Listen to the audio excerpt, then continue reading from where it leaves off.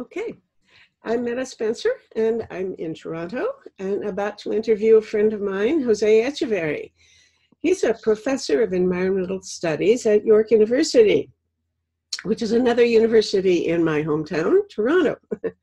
And so we're about to have a conversation about energy. He's a major specialist in energy, and this is the first time I've done a talk show from anybody's car. So we're going to have an opportunity to look over a new electric car. So hi, Jose. How are you? Hi, Metta. Thank you for inviting me to the show. Mm-hmm. Well, indeed, it's a pleasure to at least be back in touch with you. Don't get a chance to chat often enough. Anyway, so let's see. What are we going to talk about? I know the real issue is, for one thing, in October, we got an even sharper warning that we have to do something about global warming quicker than we thought. And that is, we only have at that point, 12 years. Is it down to 11 years now? We only have a few years in which to get this thing solved, or the real energy moving on this. So one of the most obvious things that we have to do is very quickly shift from fossil fuels over to some kind of sustainable energy that does not emit greenhouse gas. And that's why I want to talk to Jose, because Jose knows all about energy. So where do we start, Jose? What do we have to do to get there? Well, let's talk from the beginning. Let's unpack a few of the things you said in your introduction. So let me start by saying that climate change is caused by humans, and therefore it can be fixed by humans. So we need to have that clear from the get-go. You were referring to the latest report of the Intergovernmental Panel on Climate Change, also known as the IPCC, which is a group of worldwide scientists. There is nothing like this before ever done, which is a group of scientists worldwide that look after collating all the latest scientific findings related to climate change to inform the governments that are members of the United Nations Framework Convention on Climate Change, which totals over 200 countries, on what they need to know about this very pressing issue. Mm-hmm. So unpacking that, the report basically looked at 4 different scenarios that can be achieved using different technologies, and I'll speak about that in a second. And the purpose of these models is to try to determine what it's going to take to keep temperature increases to no more than 1.5 degrees Celsius on an average for the entire planet. At the moment, the pollution that we put into the atmosphere since the Industrial Revolution has increased worldwide temperatures by 1 degree Celsius. And for those folks that are not 100% up to speed on the science of climate change, the point of the story is that if we continue the path of energy use, in particular, that we have, 80% of the problem of climate change comes from humans burning fossil fuels, more or less. The other 20% comes from changes in land uses. So, for example, making a viable forest into a wasteland. Basically, what we need to do, as you point out, is get off fossil fuels and into renewable energy. So I wanted to unpack all of this in a way that would be accessible to everybody. And that's why I took the call on an electric car, mm-hmm. because a lot of people are not aware that electric cars exist, that they can be fueled by renewable energy. And transportation is a big problem, right? It's about 30% of the fossil fuel burn that causes climate change is coming from transportation. Another significant source of emission comes from heating and cooling and electric buildings, industrial buildings, etc. So I'm right now going to step out of this electric car to show you and everybody else what a solar building looks like, a solar building. So we're going to see solar building that does not burn 1 gram of CO2. It does not create 1 gram of CO2. It does not burn natural gas. It's a commercial building about 7 stories high. And behind that building, there's a residential building. And for those of you that are keen on this, I suggest you open in your browsers a map, a digital map, so you can see where I am. I'm standing right now in the Green Life Center in Markham, Ontario, Canada. So these buildings are commercially available. They're made by a very amazing human being called Dave Da Silva that has taken upon himself to provide options for people to buy homes and to have offices that don't destroy the planet, but instead make it better for everybody. So I'm gonna now show you my solar powered car. I have solar systems in my home and at the university. Car. You mean it is a solar car. It is an electric car, but it's powered by solar systems. I have solar systems in my house, which I put with my own hands with my students, and in the university where we did the same with the private sector, with the university and with students from India, Chile, Costa Rica, many other countries, Canada. So let's get to it. But don't get out yet, because I've already got a whole bunch of questions. Like you just said, your car is solar powered. What you obviously mean is that the energy, the electric energy that you use comes from solar only. How do you know that? If we get electricity, I get electricity obviously in my apartment and we're using it for my computer, but I have no idea where it came from. How do you know that yours came from solar? Well, because I installed a solar roof and a solar wall in my house in Markham. So you plug your car into your own autonomous energy system, which is not off the grid. No, we started with that idea, but it turns out that it's not necessary in a country like ours or in an urban area.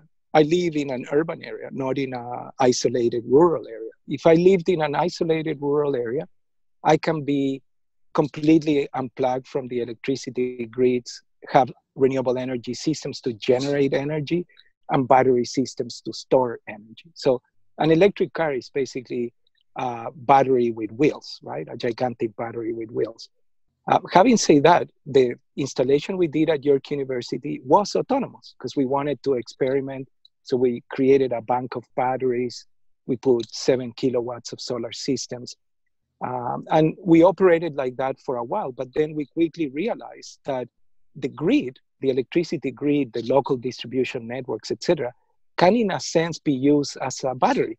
And you can actually put electricity from renewable energy sources when they are available and take electricity from it when it's not available. So the difference between you and most people, the similarity between you and most people is that you simply pay an electricity bill, and it's up to the distributor and the generators to decide what the mix looks like, right? In Ontario, the mix is quite toxic.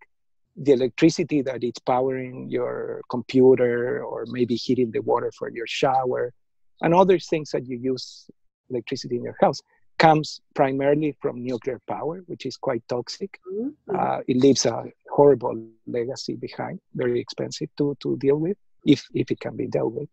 Mm-hmm. Then natural gas, and the leftover it's renewables, hydroelectricity, wind power, a little bit of solar.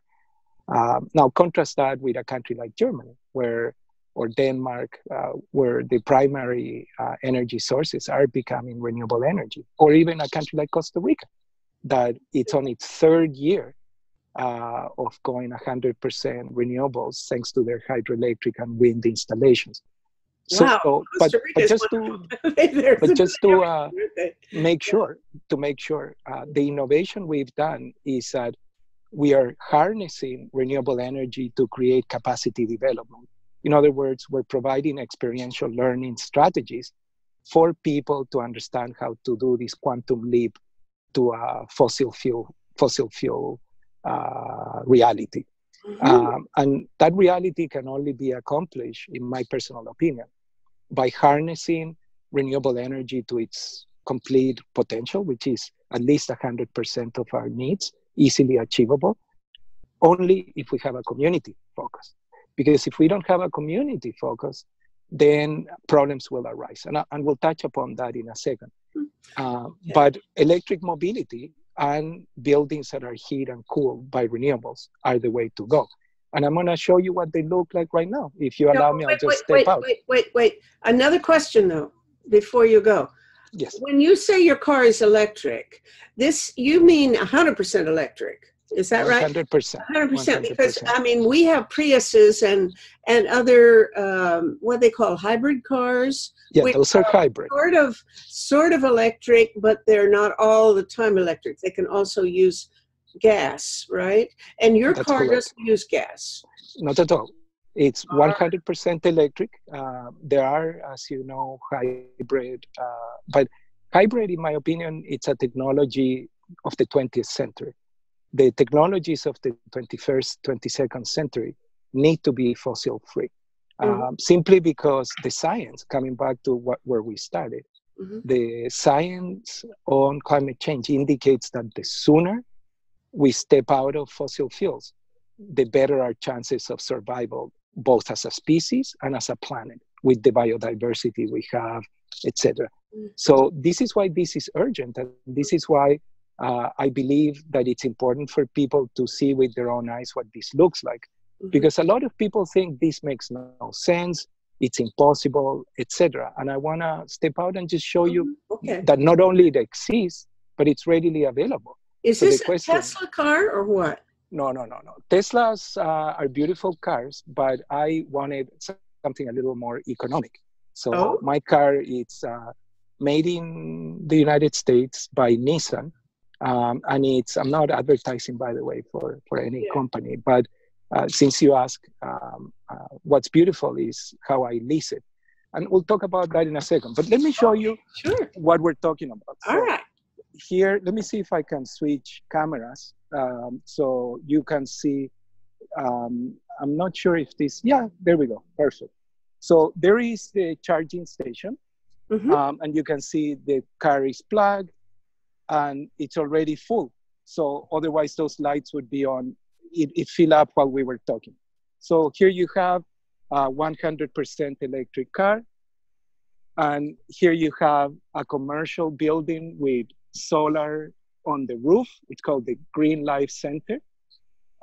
So this building, it's also accompanied by a residential building. Can you see in the back I'm pointing out? Yes. That's a fully solar residential building. And you can see the parking lot, it's a research facility. They're studying how to use photovoltaics with batteries. Can you see me still? I see what you're pointing it at. Yeah. Wonderful. Solar panels. And what's that building over there?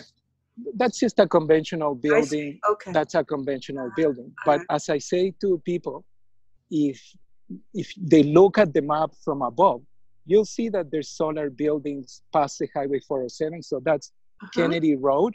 That's the 407. That's 14th Avenue over there. But my point to you, it's very simple. Here you can see with your own eyes 2 solar buildings and an electric car. And the point is, let me describe what you don't see. So what you don't see is that this building is made with ultra efficiency. By that, I mean the windows, the walls, the roof, and the basement where the parking lot is, they are all ultra insulated. And the idea is to keep the cold out of the building and the heat out of the building in the summer. Just for your information, right now the thermometer in my car indicates that it's -2. So it's far from a warm day. And yet this building, the minute that the sun shines on those solar roofs, it can generate electricity, which then can be used to power what you don't see, which is underneath here, there's geothermal or geo-exchange pumps that create the heating and the cooling for this entire building. So in an annual basis, these 2 buildings that you see here can actually do something very spectacular for the human race, which is to provide better financial solutions for people that need homes, because not for environmentalists. They're sold as Canada's lowest condo fees. That's why they're very popular, right? Mm-hmm. Mm-hmm. And the point of the story is that they achieve that because they're not burning natural gas. By not burning natural gas, you reduce a monthly expense, an annual expense, and you can use that money to get better windows, more insulation, proper design of buildings, etc. So my point is very simple. You can see now with your own eyes 2 out of the 3 most important solutions to climate. I want to go back because, as I say, it's -2. Sure. And even though I have a nice parka, Mm-hmm. I'd rather be inside, comfy on my electric car. Yeah. So Now, now we can have. excuse me, but I see a whole line of cars there parked beside yours. Are all of them at a plug, or do No. How many plugs are there? That and right here, and that's a really good segue for the conversation we now need to have. So the answer is no. There is electric charging at the moment for 2 vehicles. So I have one park here. And all the other cars, let me take a quick look. They all look like combustion engines. There's a Tesla. I can see a Tesla, so somebody has a Tesla. But the big majority of the cars are combustion engines. And that is the point now we need to touch upon, because the reason why there is so many combustion engines and so few electric cars in this parking lot, it's because politicians have made decisions not to be serious about climate change. If they were serious about climate change, the first thing that they would pay attention to is the nurturing of the carbon market that in this country called Canada has become official. As of January of this year, we have a national carbon market. However, the province of Ontario changed, there were elections and a new government took over. And that government, like the federal government of the United States, seems to believe that climate change is not real, or worse, that it's an unimportant distraction.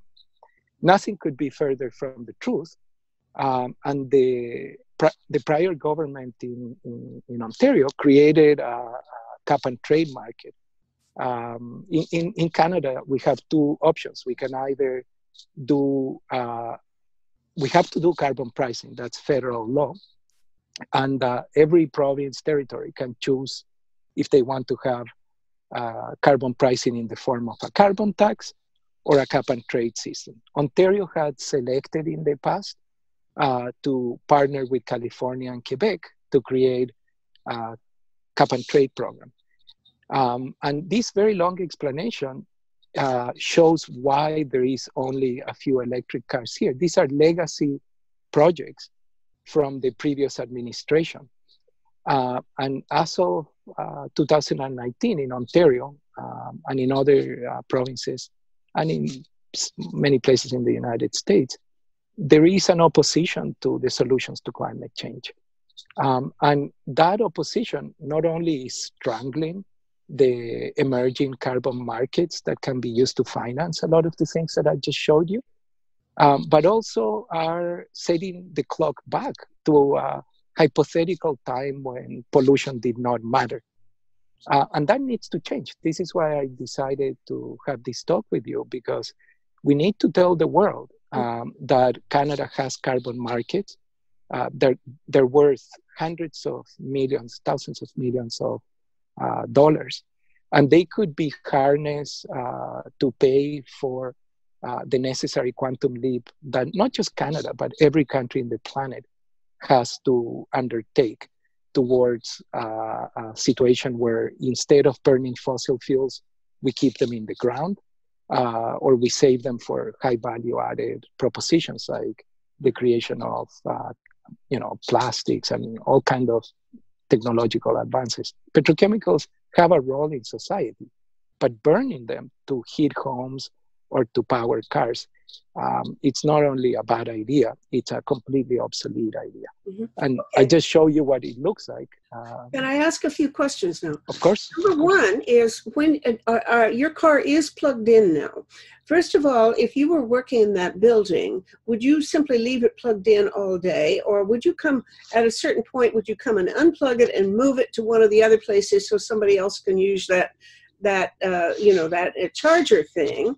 And if you, in any case, do you have to pay for it, or is it free? How do we, how much is this electricity costing you compared, for example, to the gasoline that I put in my car? Okay, so let's unpack one question at a time. So the first question regarding how would I know when to move the car? Because obviously in this specific location, there's only two chargers.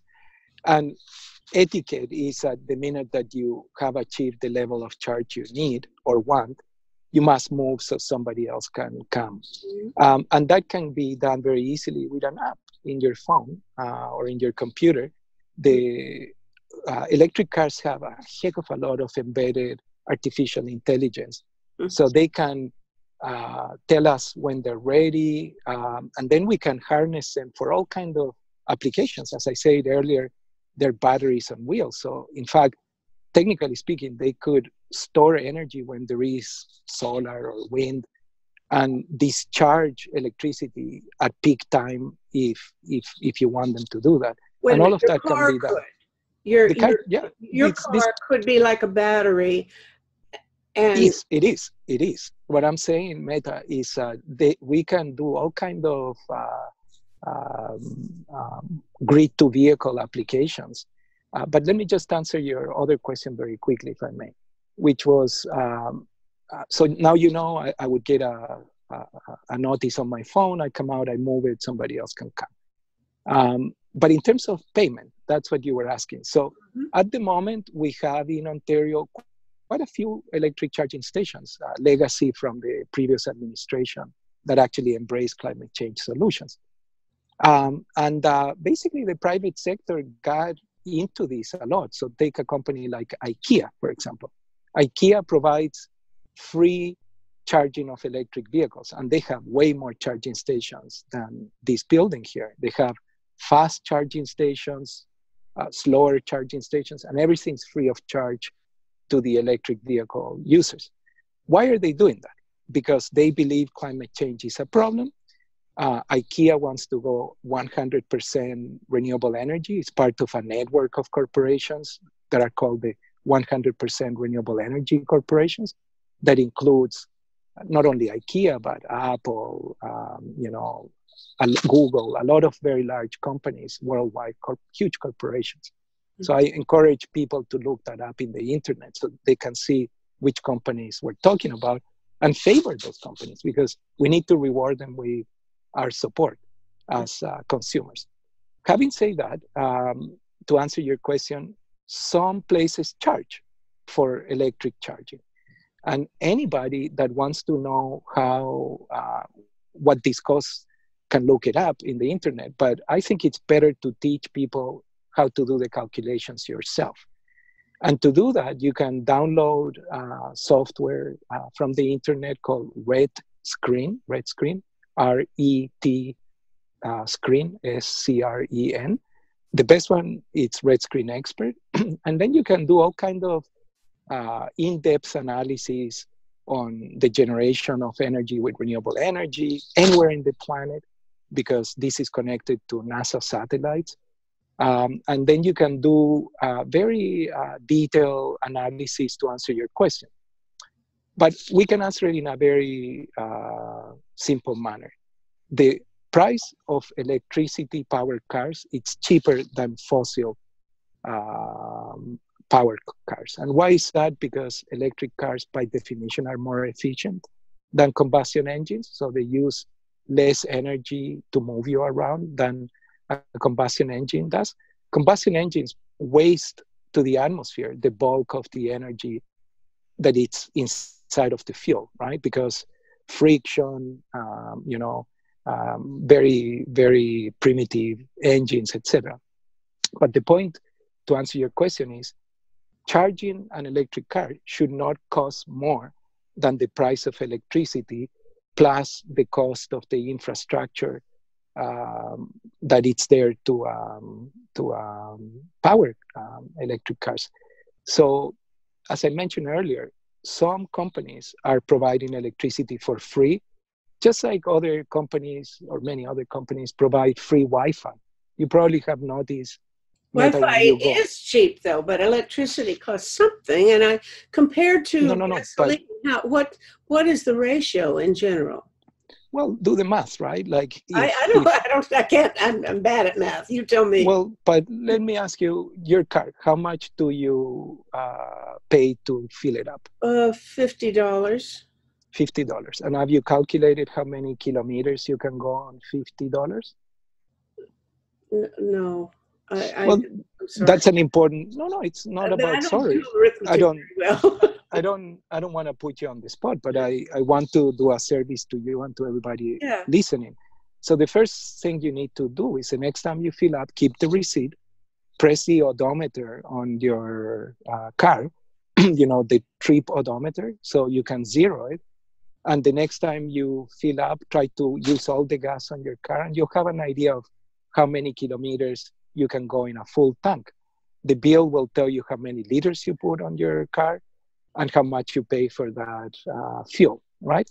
But just to use a hypothetical somebody must have already done these calculations for the average person.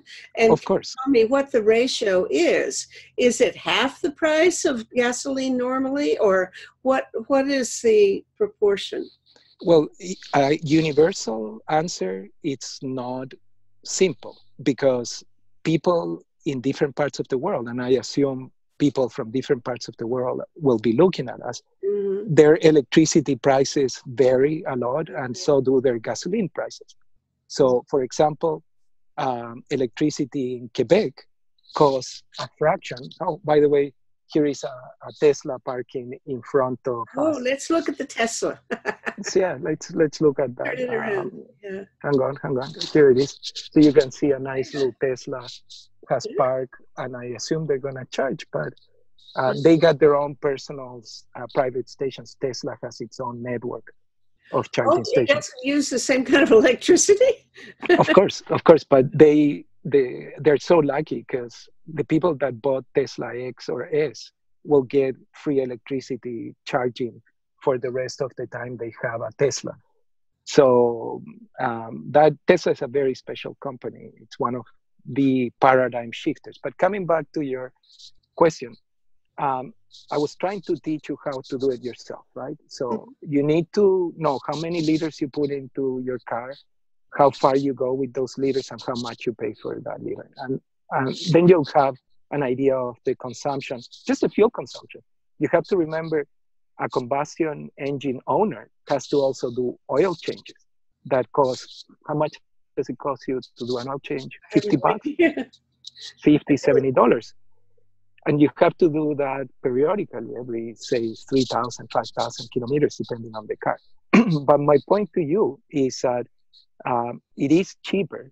And if people want to have a quick answer and don't want to bother with the math, just simply look at the Plug and Drive website, which is a very, very good resource that provides all the information you need. They also have something called the Electric Vehicle Discovery Center, which is very close to York University. And you can arrive now by subway to both York University and the Electric Vehicle Discovery Center. And there you can not only see all the electric cars that exist, but take them for a spin, because that's the fun part of it. It's way more fun than combustion engines because obviously they don't pollute, but more importantly, they're faster, quieter. That's one of the things I love about electric cars. They're very, very quiet. So let's see how these folks are doing. So you can see he's standing in front of the charging station. Is that the Tesla guy? Yeah, that's a Tesla owner.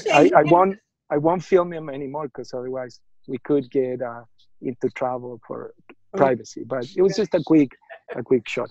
Okay. You can see you only saw the back of the Okay. But the point of the story, it's very simple, is that we have to do these calculations. And the long answer short to your question is that it's cheaper, much cheaper, the fuel for electric cars than for combustion engines. And the differential on price will depend what we're comparing, right? Are we comparing an SUV to this Nissan Leaf, or a small car like a Fiat to a Tesla, etc.? And this is why I cannot give you a straight, Okay. quick answer, right? But coming back to my point, electricity in Quebec comes from, they don't have nuclear there. They shut down their nuclear power plant in 2013. And their electricity comes from hydroelectricity and wind power. And they pay half the price we pay here in Ontario. So we're both Canadians, Quebecois and Ontarians, and they pay half the price of electricity and more for fossil fuels than we do here in Ontario. And the point of the story is that in Quebec, it's even cheaper to drive an electric car than here in Ontario. So it all depends where you are in the world, what the cost of electricity will be, because it depends where the electricity is coming from. Nuclear power is very expensive, very dangerous. Renewables are cheap. And that's the answer to your question. That's a wholesome answer. Yeah. How about the cost of your car? You say you got something that's not as expensive as a Tesla. I've not been in the market for a new car, so I have no idea what the price range is for these things. Yeah. Compare the price of you say it's a Nissan. Compare that to a comparable a car that a Nissan, let's say, that runs on fossil fuel. How much difference is there? Well, there is a premium for electric cars at the moment. And the car manufacturers claim that that premium comes from the fact that the production scales and economies of scale have not yet been achieved. They have been achieved a long time ago for combustion engines, right? You have to remember, we have been only making electric cars in earnest commercially only for, I don't know, 10 years, maybe 10, 15 years. All electric cars date back to the invention of the automobile. But a decision was made by people like Ford back in the day to go combustion engine versus electricity. And in fact, if you go to the Electric Vehicle Discovery Center, you can see one of the first electric cars manufactured in the planet. So they used to be favored by doctors, actually. Doctors used to like going to visit their patients on electric cars in the early 1900s, I guess, because they didn't make noise and they didn't spew smoke. So they were a nicer vehicle. How many times have you run out of electricity and been stranded in the snow someplace? To be honest with you, in this car, never. I've been stranded in combustion engine that I've run out of fossil fuel. And that was embarrassing, but we were doing a very long trip. Canada is a gigantic country. And right before getting to a Canadian town, we ran out of gasoline. Electric cars, they have different ranges. They're still very much new technology. You can get, like the Tesla that was parked here, 500 kilometers, 400 kilometers out of a full charge. In my Nissan Leaf, you get a lower range because it's a less, it's more like a city vehicle. But my point to answer your question is they're comparable with comparable cars, right? Like you cannot compare an electric car with the cheapest combustion engine because they come fully loaded with all kind of advanced features for comfort, right? So they're more comparable with a mid-level class, not an entry-level class. Mm-hmm. And the other thing that it's interesting, the Tesla themselves, all the expensive car manufacturers, the luxury makers, Audi, Mercedes, etc., are making electric cars themselves. And here is an interesting factoid for you and for the viewers is in our country, Canada, 1 out of 10 vehicles that are purchased new in this country are a luxury vehicle. So 1 in 10 Canadians buying a new car are lucky enough that they can afford to buy whatever they want. And that's an interesting observation because for at least 1 in 10 Canadians buying a car, price is not as much as an issue as the other, let's assume 9 I think buyers. The thing that would worry me is, how far could I go? It's not that I drive out of town so much, but I wouldn't know what to do if I were out of town and my battery was draining quickly and I was going to come to a halt. What would you do? And well, it's like your cell phone. And this and how confident can you be? For example, would you dare take a trip across Canada in that car? Oh, would no, you of be course confident? not. No. My car is a city car. It's designed to take me from A to B. Most people drive the way I do, about 50 kilometers on a daily basis. So an electric car like mine, it's more than enough for such to go to work, to go shopping, that kind of thing. If you want to do long range, then you need a different vehicle. There are range extenders on a number of electric cars. But to be quite frank, for most people, what they need is to go from A to B. And how do you deal with this is the same way you deal with your cell phone. You have to be cognizant of what the charge looks like. You need to charge it when you have the chance to charge it. And you need to plan accordingly. And it's fully loaded of artificial intelligence in the sense that it can tell you where you're going, how much electricity you need using GPS. And if you're careful and you learn how to use it, it can be a very lovely experience. It takes a while to get used to because we're used to vehicles that can be fueled on demand. However, I want to twist this conversation into a different area because electric cars are important, but what's more important is transportation solutions that are electric and they're powered by renewable energy. Because a world that it's going to have 9 billion people will not work if every one of those 9 billion people have an electric car. I mean, it's just an untenable proposition. There are limits to materials, to all kinds of things.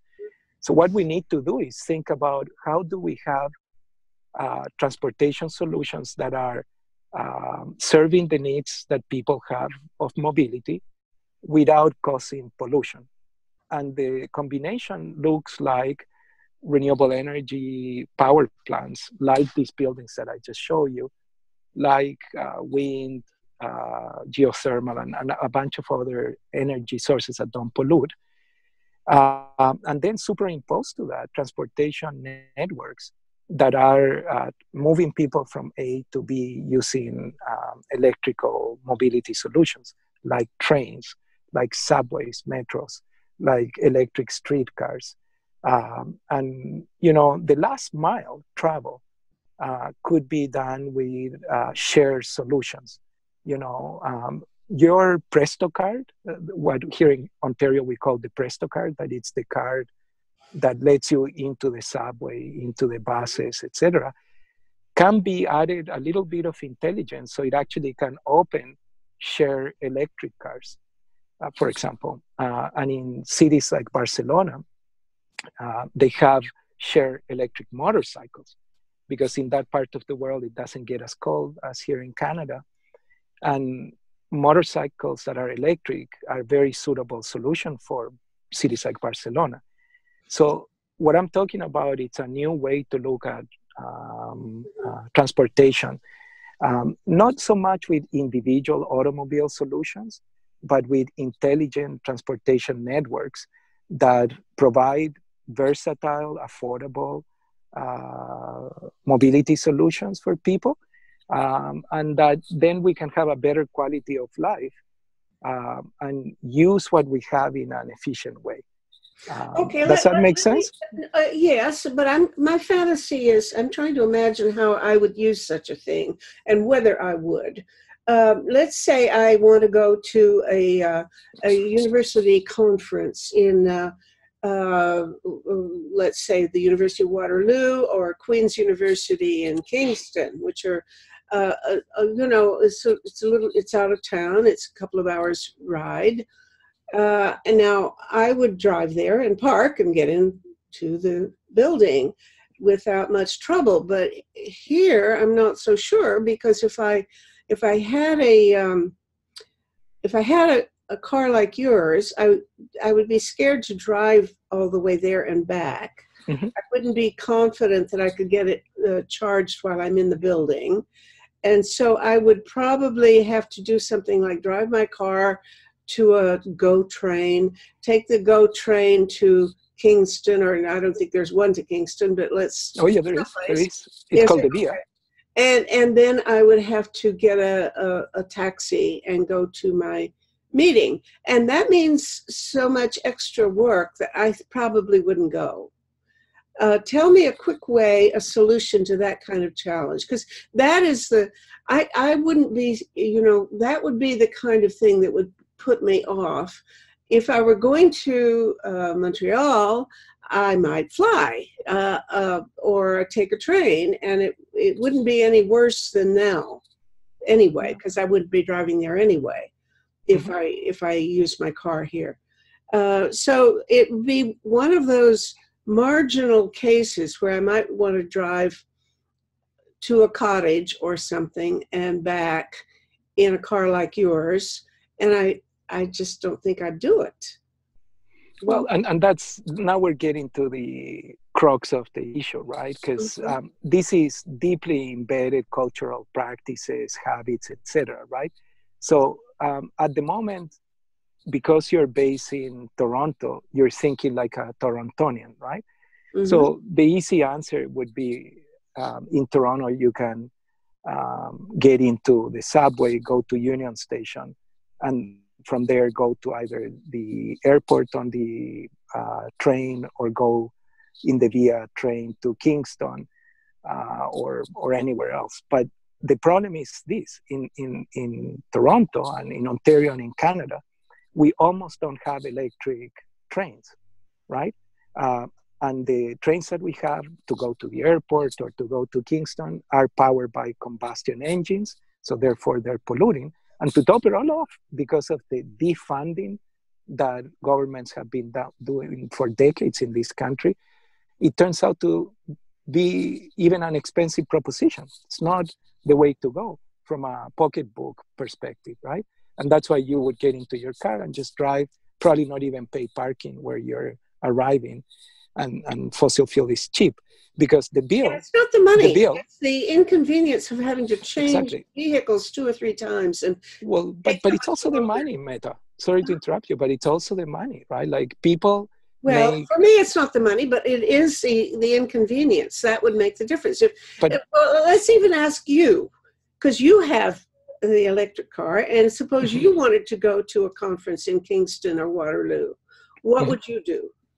Well, I would either go in my Nissan Leaf, and take it easy, so do a stopover in a charging station, a fast charging station. I've done it, actually. I've gone to Kingston, so it's doable. But where I was going with my comment, Metta, was what happens if you are a person right now in Germany? If you're doing the exact same thing, or in Copenhagen, or in Amsterdam, cities that have proper networks of electric trains that are affordable and run on time frequently, people make very different decisions. So let me give you an example. My work takes me to Germany on a regular basis. And for me, it is actually cheaper and much more enjoyable to get a hotel in Bonn than in Frankfurt. So the plane arrives to Frankfurt. I can get then in a fast train that will take me to Bonn at 300 kilometers an hour in an electric train. I can find a cheaper hotel in Bonn, walking distance to the train station, do my business, get back on that electric fast train that will take me back to the airport and come back to Canada. And that's a reality for Germans. They have the Deutsche Bahn, the train, which is mostly electric networks. And Germany gets a lot of its energy now from wind power and solar power. So, and it is convenient, right? So your point was the lack of convenience. And that is the point of the story, that in Canada, we have made decisions that make it possible for people to have automobiles and have very far away places connected by automobiles.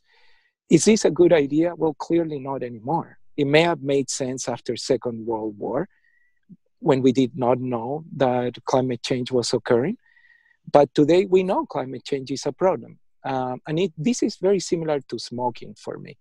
Like, people used to smoke when they did not know that smoking was bad. Now that we all know that smoking is bad for you, very few people smoke. And the people that still smoke pay big time taxes that are used to cover the cost of healing them, or try to heal them when they get cancer or emphysema or whatever else. So the same thing needs to happen in society. We need to have an ethical conversation about the health implications for the planet and for humans on climate change.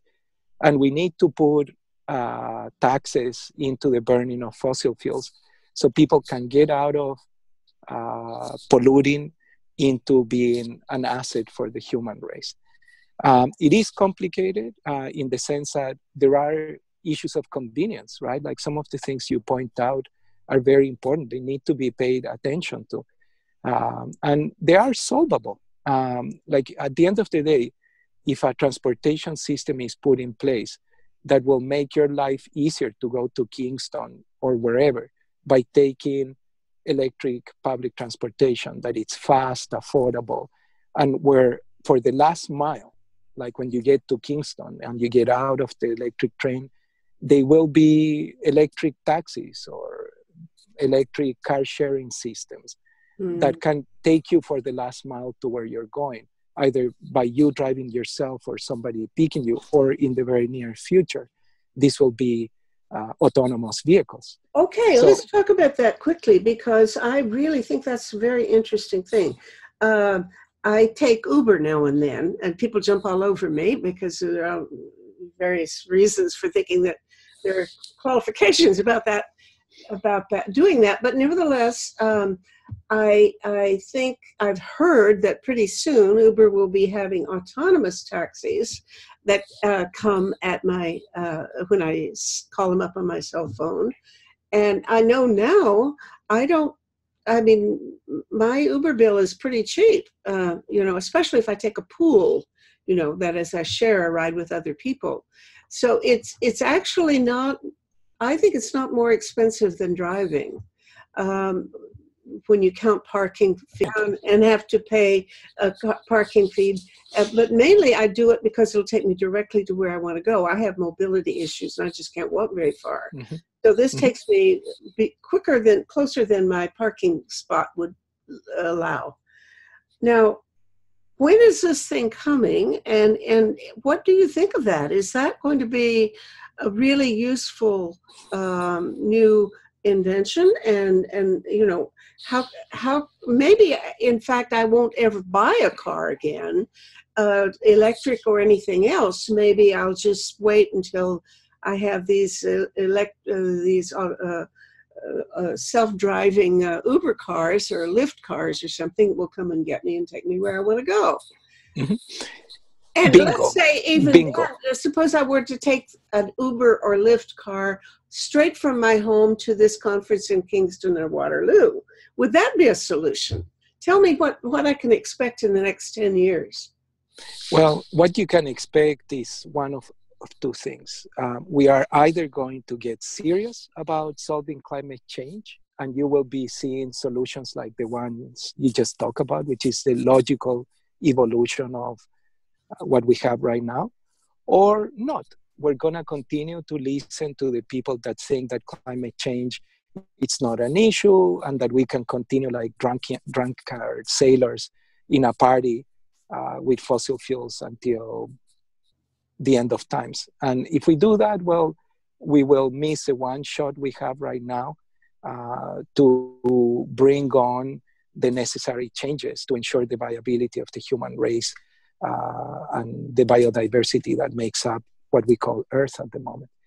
Having said that, I'm actually optimistic. And I started this conversation with you by saying that humans cause climate change, and therefore humans can solve climate change. And why I say bingo when you were talking earlier, it's because you nailed it. You say, I'm actually thinking of not getting a car. And that is the type of thinking that we need.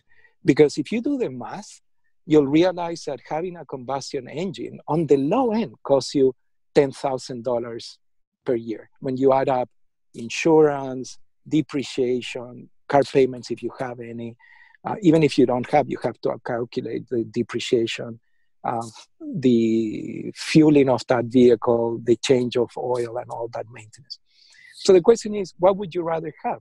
Mobility solutions that are suitable or keep having this attachment to combustion engines? And I'm very pleased to hear that you're thinking about becoming a person that relies on transportation solutions rather than combustion engines. So let me finish by saying this, if I may. In regards to Uber, you on the passing say that a few people criticize you. And that's because there is a criticism that needs to happen, which is Uber needs to evolve not only to offer electric solutions to its users, but also to embrace the concept of triple bottom line, which is you have to be profitable, otherwise a business is not a business, it's a hobby. But also you need to be an asset to the local communities where you operate and also to the environment. And that's the triple bottom line. It's where society, local communities benefit, the ecosystems that maintain life in this planet benefit, and the company can profit. And Uber needs to evolve, Lyft needs to evolve, etc., to be stewards of the planet. So they can offer transportation solutions based on what I was talking about, which is renewable energy, electric vehicles. And then also be embedded in society in a manner that is useful for society. The big criticism... You're being very polite. What exactly are you getting at in terms of what's wrong with what they do? Is it that they're not good to their drivers and don't pay them enough, or what? Well, a lot of people are bringing up the fact that taxis have to pay taxes and they have to pay all kind of licensing fees, etc., and they have to undergo local training, etc. Yeah. Uber doesn't need to do that at the moment, and that's the logical evolution. It is a very disruptive new technology, but it needs to continue to evolve. Sorry, but if we then had do this quick shift to autonomous cars, so we're not even talking about drivers at all, and then the comparison, you're not even comparing apples and oranges, you're comparing grapefruit and papayas or something. Agreed 100%. But the point of the story, my point remains valid in the sense that it doesn't matter whether there are autonomous vehicles or not. If they're polluting, they have to go. We cannot continue to have polluting combustion engines. We cannot continue to produce energy services that destroy the planet. And companies need to be held to a high degree of responsibility, because corporations operate under social license by society. Society permits this economic system to remain in place because it creates benefits for society. But the minute that the liabilities become clear, companies need to evolve to match social responsibility and ecological liabilities. And that's all I was trying to say, is that Okay. Maybe, and let me finish by this, Yeah. Meta. Maybe what we need to do is take the best out of systems like Uber and incorporate them into public transportation. Because what you like and what I like about Uber is that we can call a vehicle. We know when it's coming, we know who's coming, when it's coming, and the transactional part, it's all done digitally, so we don't need to exchange money. So overall, it's a pleasant experience, I would say. So now, how can we do the same to provide transportation solutions? Well, we need to have electric rail networks, electric buses, electric subways powered by renewable energy. And for the last miles, we need flexible transportation solutions that are also non-polluting. And I think we can agree on that. And for today, I think that's a good way to conclude. And one last thing would be about the carbon markets.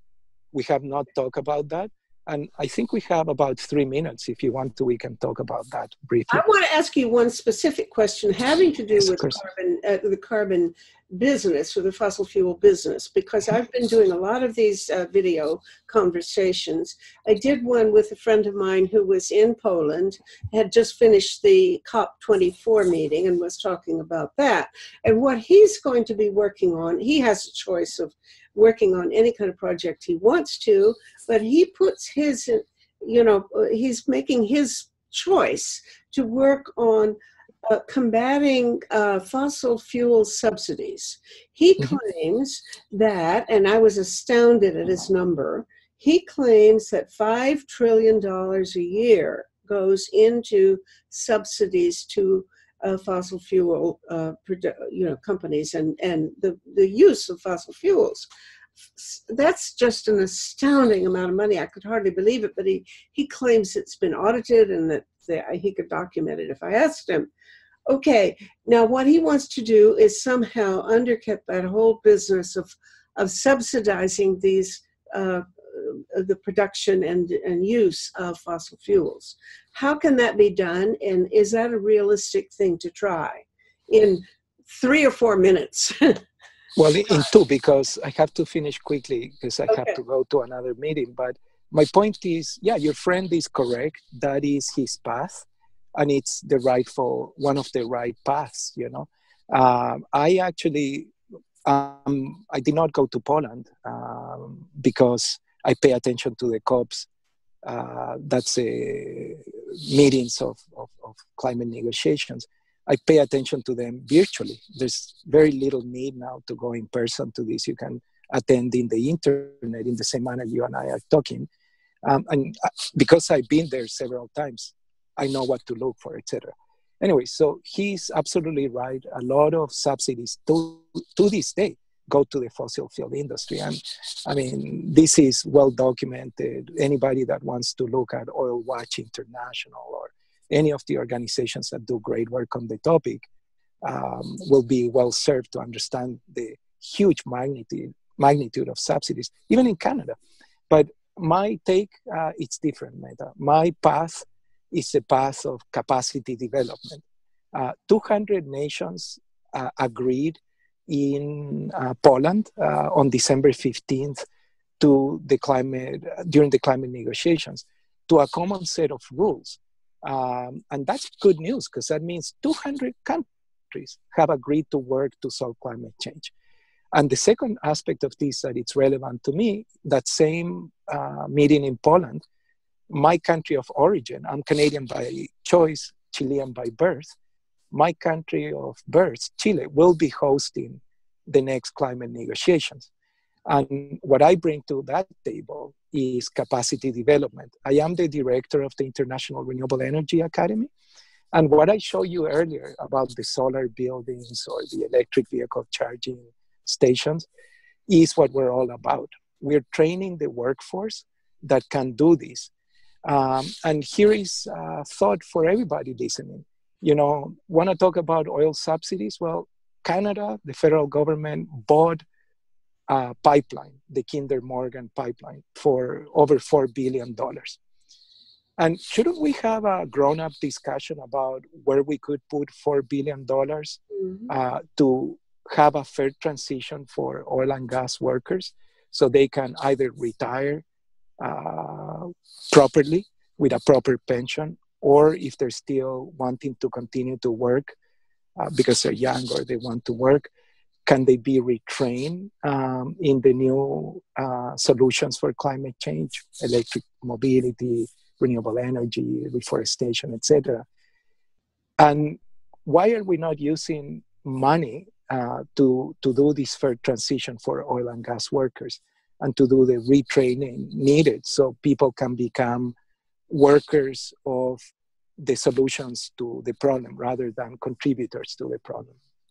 And that is my path. My path is experiential learning opportunities so people can learn how to do these things, become part of a network of people that does these things. And that's why I wanted to talk a little bit about the carbon market, because the Canadian carbon market is at $20 per ton of CO2 today, and it's scheduled to be next year $30, the year after $40, until it reaches $50. And people in this country are making, politicians are making a big deal out of this. And they're making a lot of hot air conversations about this, opposing this. And I just got one word to say to them: Sweden. Look at Sweden. Carbon taxation in Sweden has been a reality since 1991. And that country right now prices carbon at $130 per ton. And my question to all Canadians is, which country do you want to be more like? Sweden or other countries that are not as advanced?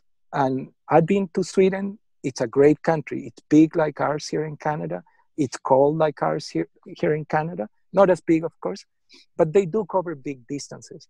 And yet they want to get out of fossil fuels. They want to contribute meaningful to climate change. So my message to my fellow Canadians is, let's look at carbon markets as what they are: a solution to a problem. Just like we tax cigarettes because smoking is bad and we need money to cure the people that are addicted or develop emphysema and cancer, whatever else, we need to do the same with fossil fuels. We need to put a carbon price on them. We have it in place. And this message to all the politicians, I look at them in the eye right now.